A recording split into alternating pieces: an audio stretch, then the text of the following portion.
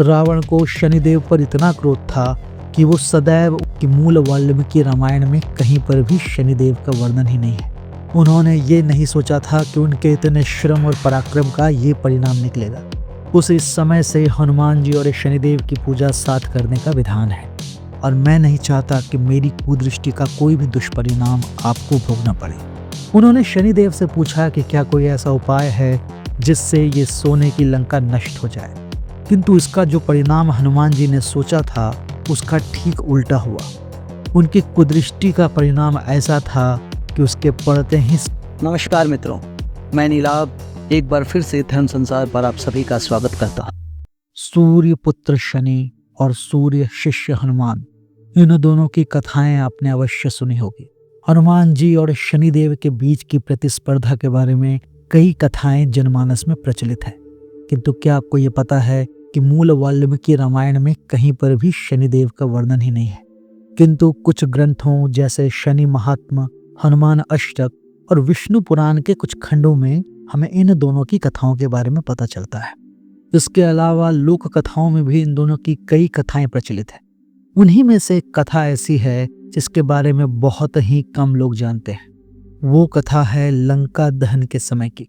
अब आप में से कई लोग ये सोच सकते हैं कि लंका दहन के प्रसंग में शनिदेव का वर्णन कहाँ आ गया। तो बात आपकी सही है, क्योंकि उनका कोई वर्णन हमें मूल वाल्मीकि रामायण में नहीं मिलता, लेकिन जैसा कि मैंने बताया कि ये कथा कई लोक कथाओं के रूप में प्रचलित है।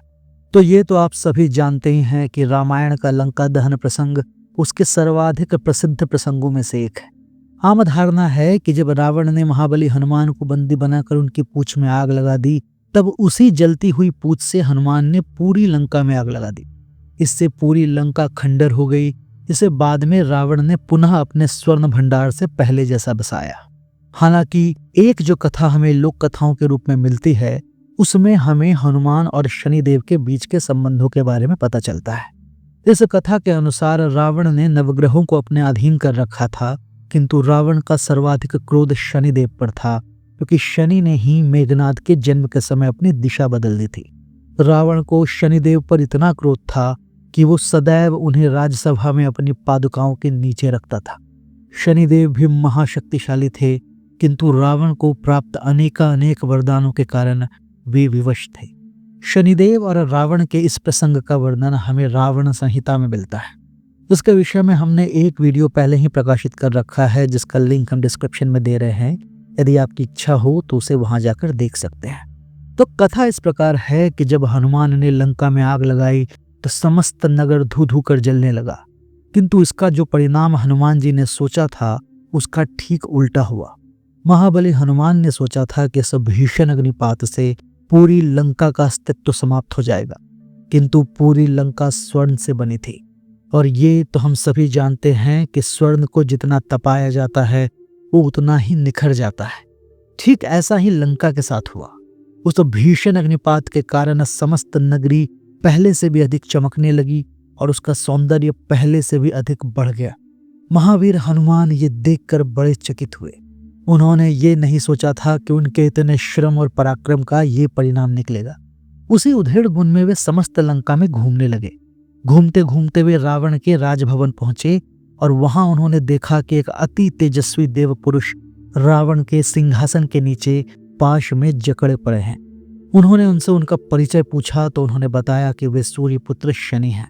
उनका परिचय जानकर हनुमान ने अपने गुरु भाई को प्रणाम किया और उनसे पूछा कि उनकी ऐसी अवस्था किसने की। इस पर शनिदेव ने उन्हें बताया कि किस प्रकार रावण ने नवग्रहों सहित उन्हें भी बंदी बना रखा है।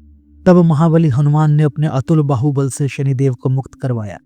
उन्हें मुक्त करवाने के बाद हनुमान ने उनसे पूछा कि उनके इतने प्रयास करने के बाद भी लंका को कोई नुकसान नहीं हुआ। इसके उलट आग में तपने से सोने की लंका और चमक उठी है। उन्होंने शनिदेव से पूछा कि क्या कोई ऐसा उपाय है जिससे ये सोने की लंका नष्ट हो जाए।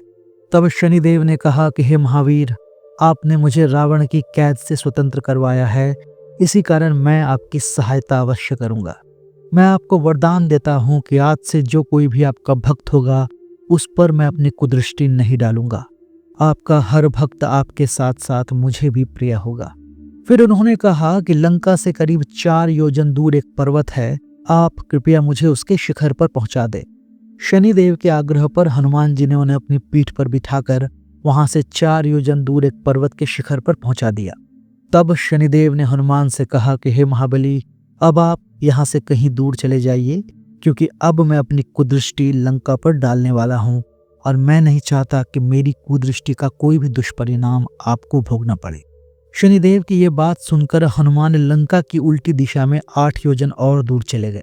उनके जाने के बाद शनिदेव ने उस पर्वत शिखर से अपनी कुदृष्टि जलती हुई लंका पर डाली। उनकी कुदृष्टि का परिणाम ऐसा था कि उसके पड़ते ही स्वर्ण लंका अपनी कांति खोकर काली पड़ गई।